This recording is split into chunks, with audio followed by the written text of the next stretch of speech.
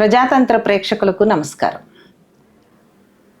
ప్రగతిశీల మహిళా సంఘం POW, progressive organisation of women, ఇది చాలా సంచలనమైనటువంటి సంస్థ, ఉద్యమం, ఒక చైతన్య కెరటం.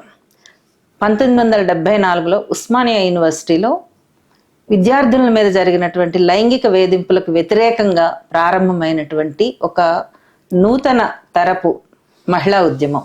అర్ధ శతాబ్దం గడిచింది POW స్టార్ట్ అయ్యి. POW ప్రారంభం నుంచి ఉన్నటువంటి అంబిక తన అనుభవాలని మనతో పంచుకోవటానికి ఈరోజు ఇక్కడ ఉన్నారు. హలో అంబిక. హాయ్. హాయ్. మీరు మొదటి నుంచి POW సభ్యులుగా ఉన్నారు, అంటే 1974లో ప్రారంభమైనప్పటి నుంచి కూడా. ఎట్లా వచ్చారు సంస్థలోకి? అప్పుడు గుండాయిజం అనేది బాగా ఎక్కువ ఉండింది, ఎస్పెషలీ ఉస్మానియా యూనివర్సిటీ కేంద్రంగా. It was a centre for all these గుండా యాక్టివిటీస్. ఇన్ 1972లో జార్జ్ రెడ్డి ఒక campaign against, movement against goondaism వ్యతిరేకంగా, కరప్షన్ వ్యతిరేకంగా, డెమోక్రటిక్ మూవ్మెంట్, డెమోక్రటిక్ వాల్యూస్ అనేది ఒకటి మొదలుపెట్టిండ్రు. ఎంపవర్ ద స్టూడెంట్స్, భయపడద్దు, ఎదురు తిరగాలి అని. అప్పుడు ఎట్లా ఉండింది అంటే, స్త్రీలు భయపడేవాళ్ళు, అమ్మాయిలు యూనివర్సిటీకి పోవడానికి వారు.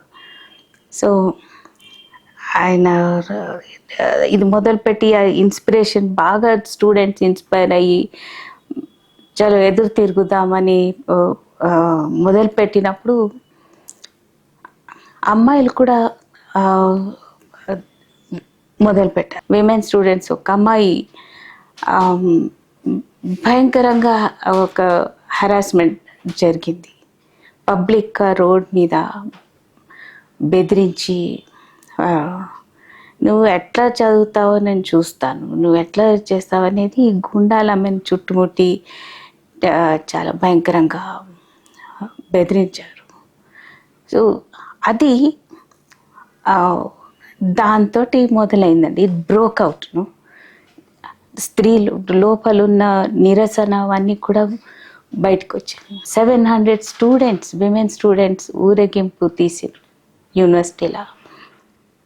గుండాయిజం నశించాలి, ఈ గుండాలను యూనివర్సిటీ క్యాంపస్ నుంచి రస్టికేట్ చేయాలి. రస్టికేట్ అంటే వాళ్ళను అడ్మిషన్ క్యాన్సిల్ చేయాలి అనేటువంటిది. సో అది చాలా ఉత్సాహం వచ్చేసింది. Students from so many colleges, వాళ్ళు చాలా కాలేజెస్ నుంచి వచ్చేసారు. 77 ఉండేది. చాలా సమస్య ఉంది. అది అక్కడ ఆగలేదు. సంస్థ అప్పుడే కదా మొదలైంది. ఆర్గనైజింగ్ మొదలు పెట్టిండ్రు. అండ్ ఆల్సో ద వాతావరణం కూడా మారిపోయింది. ఒక్కసారి స్త్రీలు అంత పెద్ద ఎత్తున ముందుకు వచ్చిండ్రు అని తర్వాత ఇంకా ఆగేది లేదు. So it spread over into the అన్ని కాలేజెస్, అన్ని డిస్ట్రిక్ట్స్.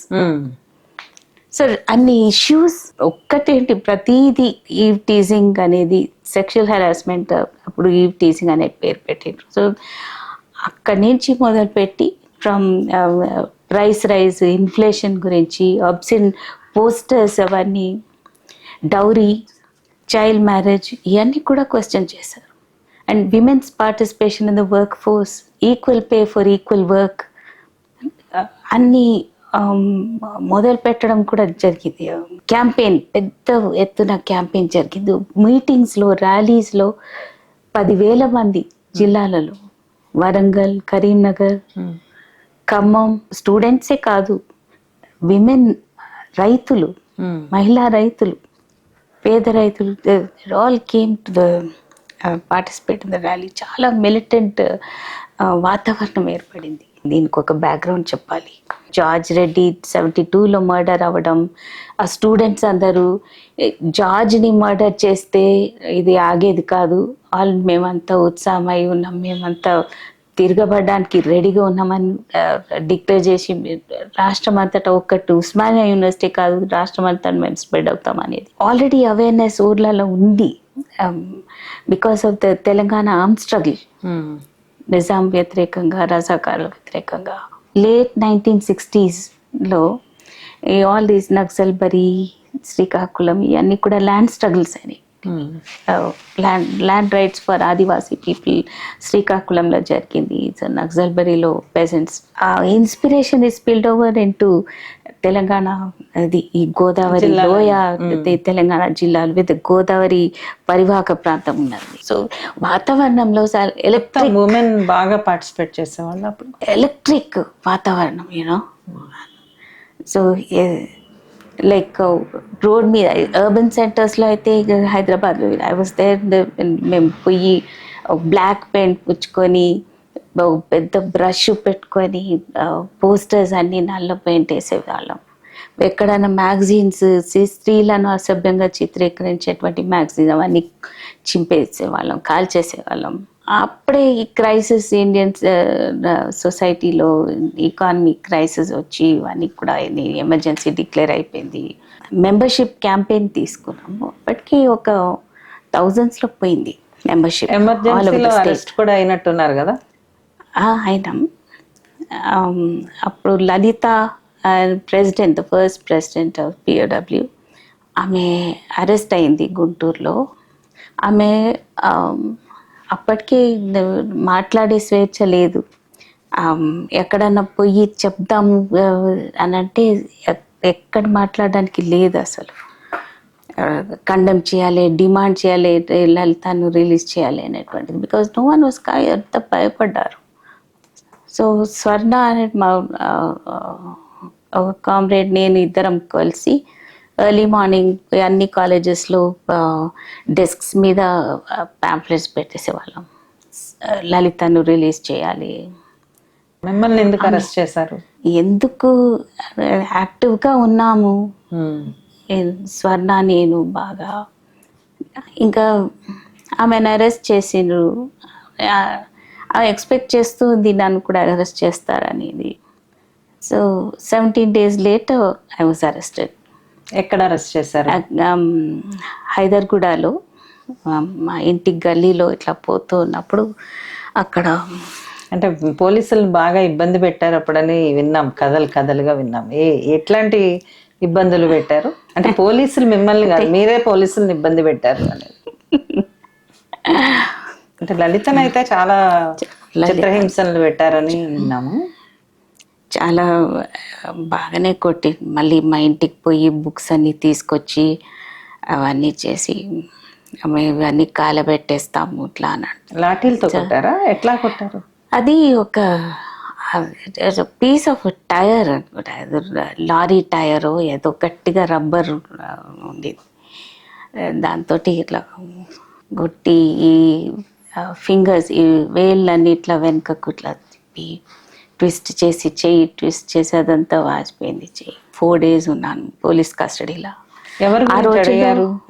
ఎవరి గురించి అని అడిగారా ఎవరి గురించి అంటే మా అన్న ఉండే PDSUలో ఈ was very active under ground వెళ్ళిపోయాడు యాక్టివ్గా లేడు దాని తర్వాత ఈ settled down some job but you know ఆయన గురించి and also I was part of some unit ఒక స్టూడెంట్స్ యూనిట్ ఒక కమిటీలో ఆ కమిటీ మెంబర్స్ ఎవరు అనేది ది స్టేట్ చాలా పవర్ఫుల్ ఉంటుంది వాళ్ళకు మనం సీక్రెట్గా అండర్ గ్రౌండ్గా చేస్తామని అనుకుంటాం కానీ ఎట్లో కనుక్కుంటారు they have their agents they have their methods of knowing intelligence but they wanted it from me నేను చెప్పాలని ఇది నేను చెప్పలేదు పడ్డాయి దెబ్బలు ఆ రోజుల్లో ఎట్లా అంటే పోలీస్ కస్టడీలో కంటే యూనివర్సిటీలో బాగా తిప్పారట కదా ఎక్కడెక్కడ ఎవరున్నారు ఎక్కడున్నారు గల్లీలు చెప్పమని అదంతా చెప్పేది లేదు చెప్పమనేది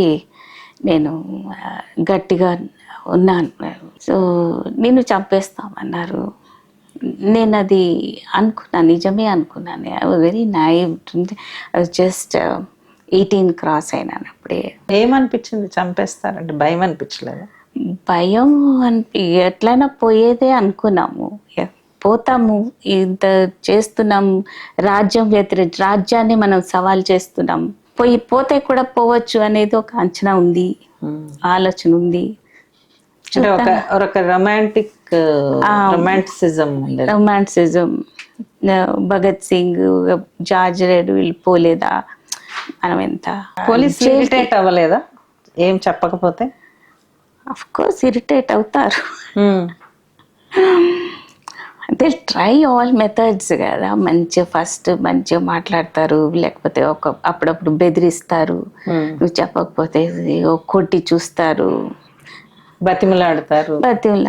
నువ్వు నా బిడ్డ లాంటి దానివి, యూ లైక్ మై డాటర్, నిన్ను ఎందుకు ఇట్లా చేస్తున్నావు, నువ్వు ఒక ½ అవర్ దాకా చెప్పిండు ఆఫీసర్.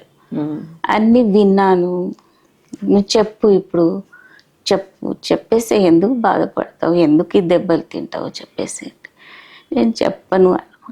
అన్ని డాటర్ అన్నీ పోయినాయి, బూతులు, ముండా గిండా అన్నీ వచ్చాయి.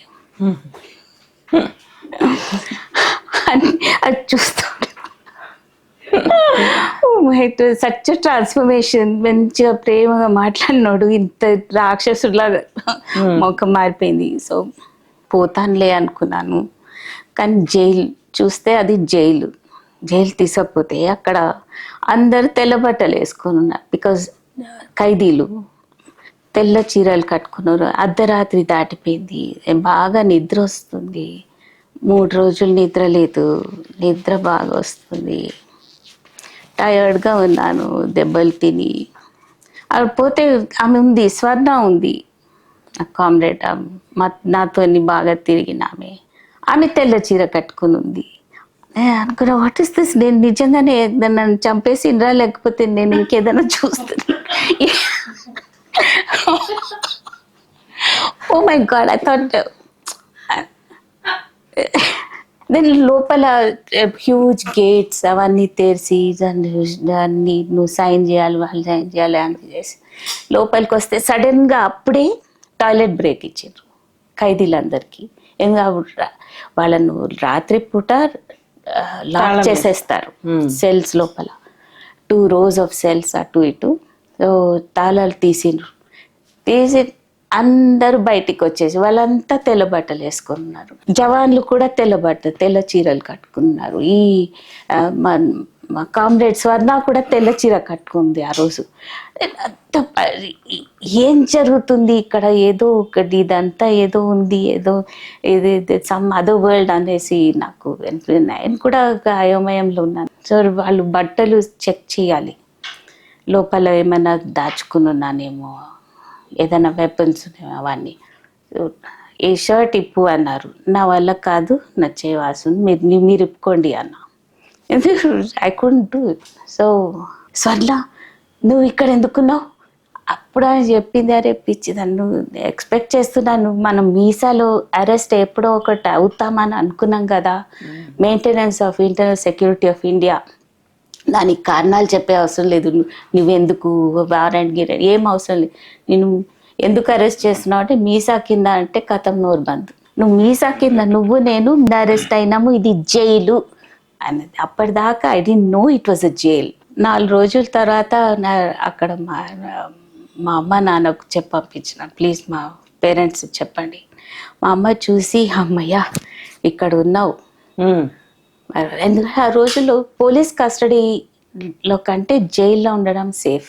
అట్లా ఒక 11 months Janata party elections declare చేసి జనతా పార్టీ గెలిచి వాళ్ళ మాట నిలబెట్టిన ఖైదీలందరినీ వదిలేసినప్పుడు రిలీజ్ అయిపోయాను. స్టూడెంట్గానే ఇంకొంచెం సేపు కంటిన్యూ అవుదాం కాలం అనేసి నేను అనుకుని, చాలా విమెన్ స్టూడెంట్స్ని కదిలించాలి అనేసి ఒకటి అనుకొని I took admission again in the college.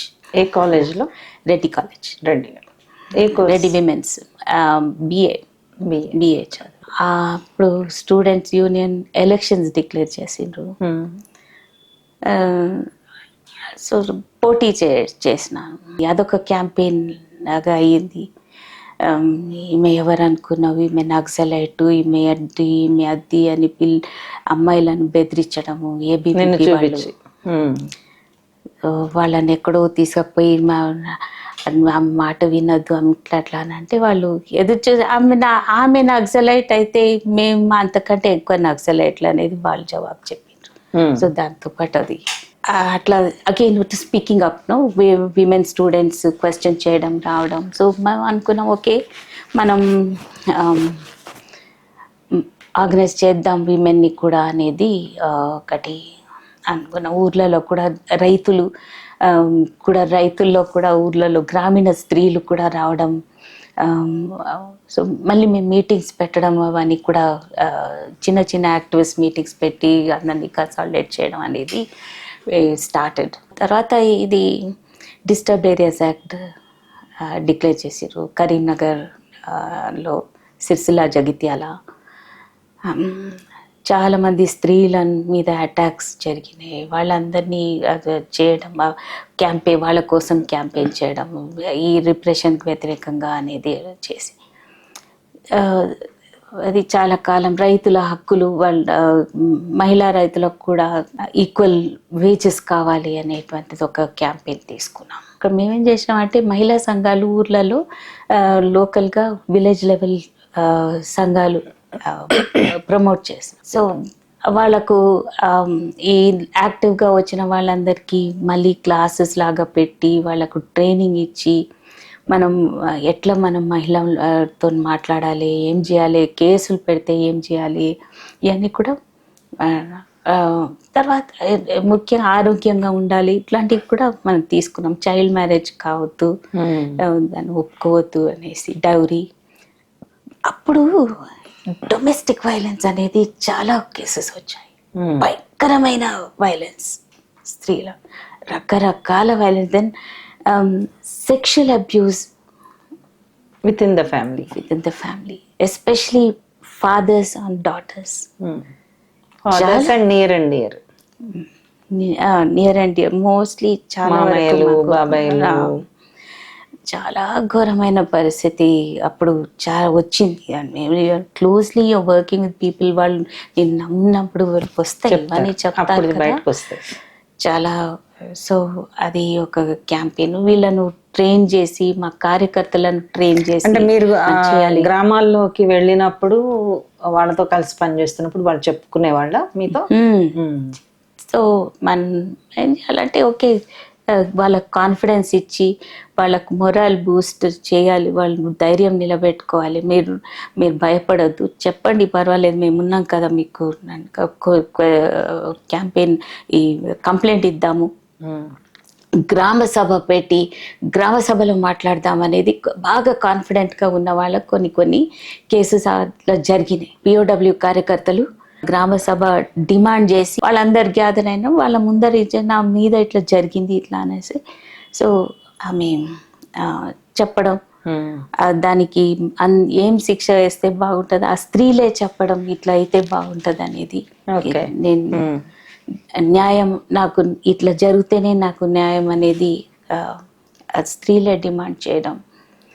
ఎట్లాంటి శిక్షలు డిమాండ్ చేసేవాళ్ళు?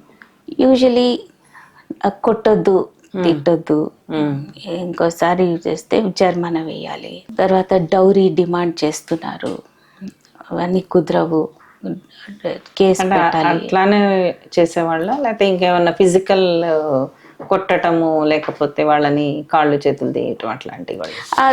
కొన్ని బాగా మగవాళ్ళకి అహంకారం బాగా ఉన్న వాళ్ళకి ఈగో బ్రేక్ చేయడానికి కూడా కొంత ఇలా నువ్వు ముక్కు నేలకు రాకాలి ఇక్కడి నుంచి ఇక్కడి వరకు అని అట్లాంటివి కూడా చెప్పేవాళ్ళు. కొన్ని కొట్టడం అనేది ఎక్కువ నాట్ మెనీ కేస్. చాలా అగ్రెసివ్గా ఉండి బరాబర్ నేను కొడతా, నా భార్యవి, నేను నా పిల్లల్ని కొడతా, నేను నాకు హక్కున్నది, ఇట్లా అగ్రెసివ్గా మాట్లాడినప్పుడు 1-2 దెబ్బలు పడతాయి. బట్ అట్లా జిల్లాలలో ఒక్కొక్క జిల్లాలో 150 పంచాయతీలు పెట్టిండ్రు. ఈ మహిళా కార్యకర్తలే అండ్ ఒక వాళ్ళే లోకల్ మ్యాజిస్ట్రేట్ స్థాయికి ఎదిగారు. స్టేట్ని కూడా దీంట్లో ఇన్వాల్వ్ చేయాలి, నిలదీయాలి. వాట్ ఇస్ దిస్, మీరు చట్టాలు అమలు చేయాలి కదా, నువ్వు ఎందుకు చేస్తలేవు అనేది. లెటస్ కుటుంబ హింస చాలా ఎక్కువైంది, స్త్రీల మీద హింస చాలా పెరిగిన సందర్భం చెప్తున్నారు. అంటే దానికి కారణాలు ఏమేమై ఉండొచ్చు? మద్యం ఒక కారణం, కానీ అదే కారణం అనేది మనం చెప్పలేము. ఎందుకంటే తాగి ఎంత తాగినా కానీ పక్కింటి మీద దాడి చేయడు కదా, పెళ్ళ మీదనే చేస్తాడు. తల్లిని కొట్టాడు కదా, పెళ్ళాన్నే కొడతాడు. దీని నుంచి మాకు రీఇన్ఫోర్స్ అయింది. మేము చెప్పేది ఏంటి, పితృస్వామ్యానికి 4 ఈ స్తంభాలు అయినటువంటి కులం, వర్గం, తర్వాత మతం, ఇంకా బిగ్గర్ పిక్చర్లో చూస్తే పితృస్వామ్యం కూడా ఒక పిల్లర్ మొత్తం సమాజాన్ని లేపి నిలబెట్టడానికి. గ్రామీణ ప్రాంతాల్లో, పట్టణ ప్రాంతాల్లో వీళ్ళంతా బాగా కలిసి తిరిగి వాళ్ళ పరిస్థితులు కనుక్కునేటప్పుడు, వాళ్ళతో ఇంటరాక్షన్ అవుతున్నప్పుడు పితృస్వామ్యాన్ని ఓడించాలి అని అంటే మొత్తం సమాజంలో భాగంగా ఉన్న వాళ్ళ ఈ మొత్తం ఈ దోపిడీ సమాజానికి వ్యతిరేకంగా పోరాటం చేసిన దాంట్లో ఈ మహిళలు కూడా దాంట్లో పాల్గొనాలి. పితృస్వామ్యం కూల్చకుండా కులం, మతం అని దోపిడీ అని పోవు అనేది మిగిలిన సమాజంలో మిగిలిన వాళ్ళకు కూడా అవేర్నెస్, చైతన్యం రావాలి. So both ways it works. పరస్పరంగా కీలకమైనటువంటి ఒక మైల్ స్టోన్ ఏంటంటే హైదరాబాద్లో రాష్ట్ర వ్యాప్తంగా తెలంగాణ ప్రాంతాల్లో ముఖ్యంగా చాలామంది స్త్రీలు ఎస్పెషలీ ఎండాకాలంలో తునికాకు వెళ్తారు. ముఖ్యంగా స్త్రీలే పోతారు ఆ పనికి. తునిక అది చాలా దోపిడీ ఉంటుంది. వాళ్ళను సంఘటితం చేయాలి, వాళ్ళ డిమాండ్స్ మీద వాళ్ళను స్ట్రగుల్ ఒకటి నిర్మించాలి అన్నటువంటి అవన్నీ చేసి చాలా సక్సెస్ఫుల్ అయినాయి. అదొకట. ఇంకొకటి తునికాకు ఇటు వస్తుంది కదా, బీడీ చుట్టడానికి వాడతారు. అది ఆ బీడీ చుట్టడం కూడా చాలా మంది స్త్రీలు చేస్తారు. తెలంగాణ జిల్లాలో దాదాపు మొత్తం అందరూ ఆడవాళ్ళు.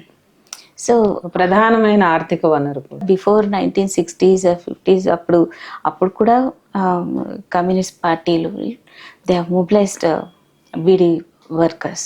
యూనియన్స్ ఉన్నాయి వాళ్ళకు, ఇప్పటికీ ఉన్నాయి యూనియన్స్. తర్వాత ఈ నాన్ కాంప్రమైజింగ్గా ఉండాలి అనేటువంటి, కాంప్రమైజ్ కాకుండా, యాజమాన్యంతో కాంప్రమైజ్ కాకుండా పోరాటం చెయ్యాలి అనేటువంటిది ఇంకో అదర్ యూనియన్స్ వస్తుంది వాళ్ళు.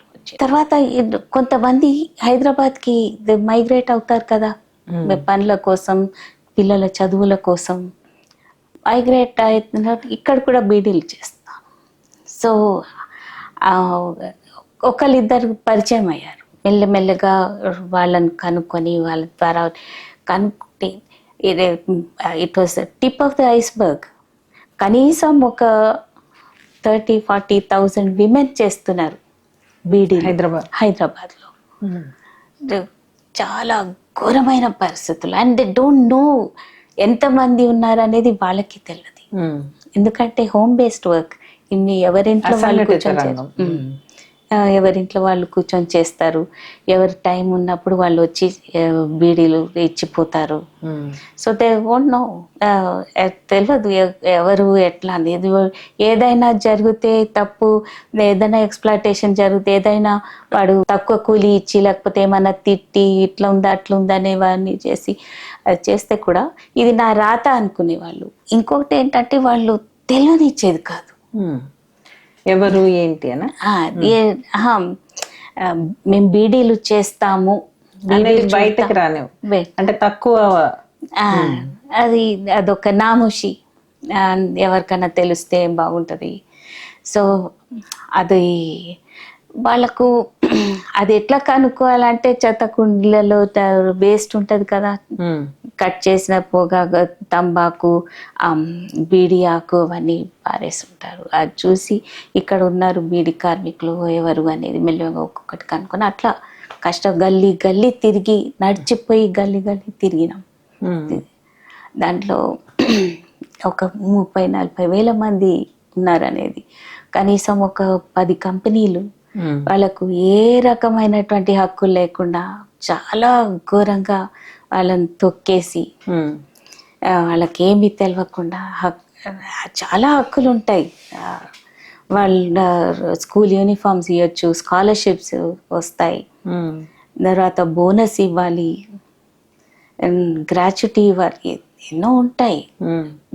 ఈఎస్ఐ, పిఎఫ్ ఏది లేకుండా వాళ్ళకి తెలియదు. 1000కి 7 రూపీస్, 1000 బీడీలు. అందులో ఇది బాగలేదు, దీని మూతి బాగలేదు, దాని తోక బాగలేదు అని దాన్ని తీసి పక్కకు పెట్టుకునేవాడు. బాగలేదంటే పారేయాలి కదా, పారేయాలి, కానీ అట్లనే పక్కకు పెట్టుకొని మళ్ళీ దాంట్లో కలిపి అమ్ముకునేవాడు. సో ఇవన్నీ కూడా బాగా క్వశ్చన్ చేయడానికి వాళ్ళకు నేర్పించడం అనేటువంటిది చాలా చాలా పెద్ద పని, చాలా కష్టపడి. యూనియన్ పెట్టినట్టున్నారు కదా, కొంచెం స్ట్రాంగ్గా ఏర్పడిన వాళ్ళు యూనియన్ పెట్టుకున్నారు, నవయుగ బీడీ కార్మిక యూనియన్. అయితే ఆ ప్రాసెస్లో meeting all these beedi workers, ఎంత డొమెస్టిక్ వైలెన్స్ ఎంత ఉన్నది, ఎంత స్థాయిలో ఉన్నది కనిపించకుండా, ఇట్స్ ఇన్విజిబుల్ వైలెన్స్. బయట చెప్పుకోరు కదా, ఎట్లా అవమానంగా అవమానం అవుతారు. తర్వాత మళ్ళీ వాళ్ళతో ఉండలేరు పిల్లలు, ఫ్యామిలీ డిస్టర్బ్ అయిపోతుంది, బాధ్యత ఎట్లా వాళ్ళు చూసుకోరు, మనల్ని చూసుకొనియరు. సో ఫోన్లే పడదాం పిల్లలు మంచిగా అవుతారు అనేటువంటిది చాలా. ఈ క్యాంపెయిన్ ఇవన్నీ చేసి వాళ్ళు కూడా దే స్టార్టెడ్ క్వశ్చనింగ్ వాళ్ళ సేట్లను క్వశ్చన్ చేసేవాళ్ళు, నేర్చుకోవడం. ఎందుకు ఇట్లా తీస్తున్నావు, పక్కకి ఎందుకు పెడుతున్నావు, కూలి ఎందుకు తక్కువ ఇస్తున్నావు, మాకు హక్కులు ఎన్నో ఉన్నాయి అవన్నీ ఎందుకు ఇస్తలేవు, ఇవన్నీ క్వశ్చన్ చేయడం మొదలు పెట్టిండు. Then they started questioning domestic violence. చైతన్యం పెరుగుతుంది, వాళ్ళ కాన్ఫిడెన్స్ వస్తుంది, ఏది ఎక్కడ అన్యాయం జరుగుతుంది, దే స్టార్టెడ్ క్వశ్చనింగ్. సో ఆ విధంగా వి బిల్టప్ దిస్ థింగ్, పిఓడబ్ల్యూని మూవ్మెంట్ని పెద్ద ఎత్తున క్యాంపెయిన్ చేసి చాలా కష్టపడ్డాం.